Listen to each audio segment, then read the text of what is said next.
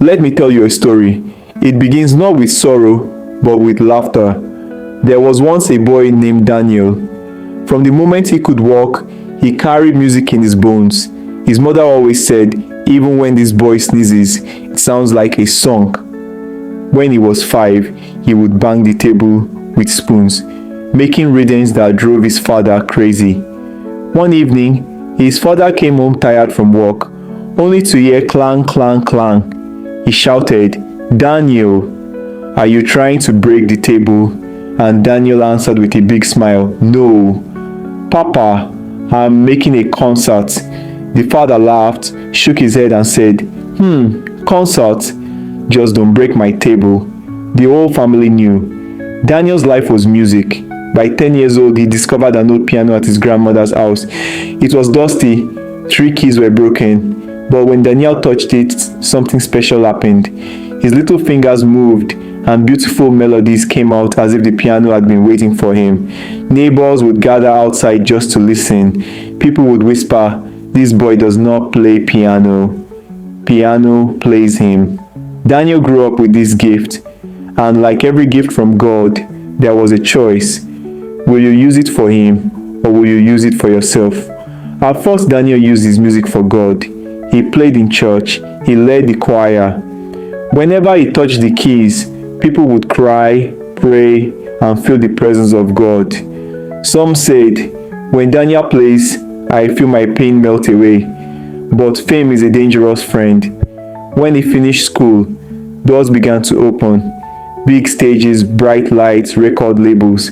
He was promised money, travel, fans, applause, and slowly, his songs changed.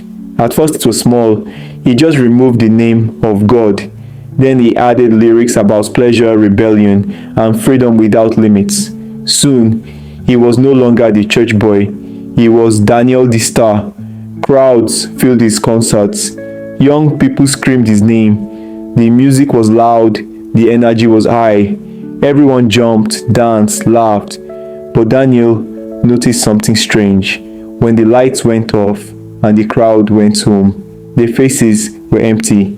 Some looked broken. Some fought outside after the show. Others sank deeper into habits that destroyed them. He thought to himself, why does the crowd look more wounded after my songs than before they came? Am I giving life or am I taking it? But then he brushed the thought aside. Music is just music. It doesn't matter. And besides, look at all this money. Look at this fame. Then one night, everything changed. After a big concert, Daniel returned to his hotel. The crowd had screamed his name louder than ever. Yet in his heart, he felt like an empty shell. He collapsed on the bed, and that night he had a dream. In the dream, his piano stood before him. But it was not the piano he knew. Around it, a huge, terrifying serpent was coiled.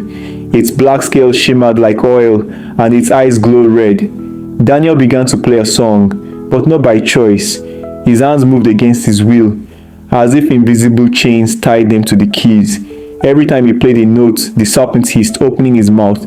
From the air, something invisible flew into its jaws, something that looked like light coming out of the people listening. Their joy, their peace, their hope. And the serpent swallowed it all. It grew bigger and fatter with every song. The more Daniel played, the louder it hissed, the stronger it became.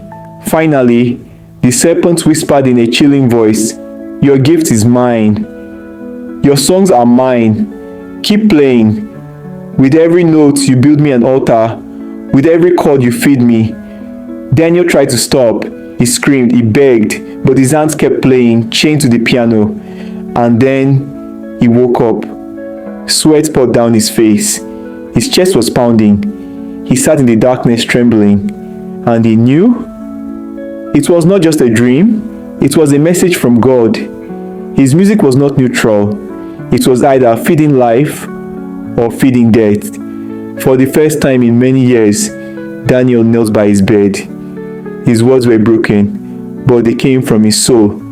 "God, I have used your gift the wrong way. Forgive me. Take my music back. I don't want to feed serpents anymore. I want to set people free." please, use me again." That night, Daniel surrendered. From then on, his music changed. He no longer sang to glorify emptiness. He sang about hope. He no longer wrote songs of rebellion. He wrote songs of redemption. And whenever he played, people felt something different. Tears would fall, hearts would heal, families were restored, addicts felt chains break inside them. One young man came to him after a concert and said, "I wanted to end my life tonight. But when you sang, I felt God speak to me, 'Don't give up, and I know now I will live.'" An old man told him, "Son, when you play, I feel chains fall off my heart. I don't know how, but I feel free." Daniel smiled through tears. For the first time, he felt lighter than ever before, because now his songs were not feeding serpents, his songs were feeding souls. My friend, this is not just a story about music, it is a story about life. Every gift you have, whether it is singing, speaking, cooking, teaching, business, or simply the way you care for people, every gift is an altar. The question is, what altar are you building? Are you using it to bring life, or is it slowly feeding destruction? Daniel learned that day that our talents are never neutral. They either pull people closer to God or push them further away. And when you surrender your gift to God, He can turn it into a weapon of healing, a key of freedom, a light in the darkest places. So I ask you today, what is in your hands? What is in your voice? What is in your life that God has given you? Don't waste it. Don't let the serpent coil around it. Give it back to the one who gave it to you. Because when God holds your gift, chains break, captives are set free, and you will see lives change through what you carry. The serpent is real, but the Savior is greater. If this story touched your heart, if it made you cry, if it made you smile a little, if it opened your eyes, don't keep it to yourself.